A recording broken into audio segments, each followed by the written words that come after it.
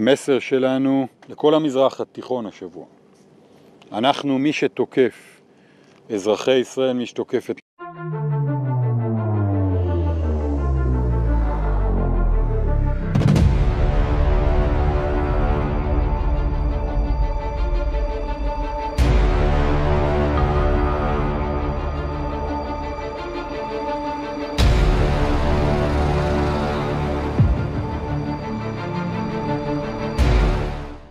מסר שלנו לכל המזרח התיכון השבוע.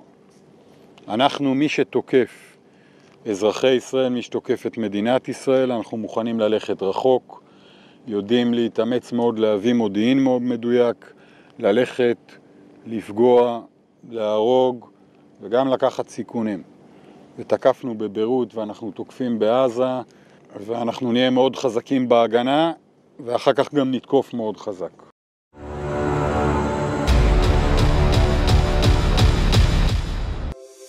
Di antara banyak sumber informasi, kami layak dipercaya. Karena kami menggali lebih dalam,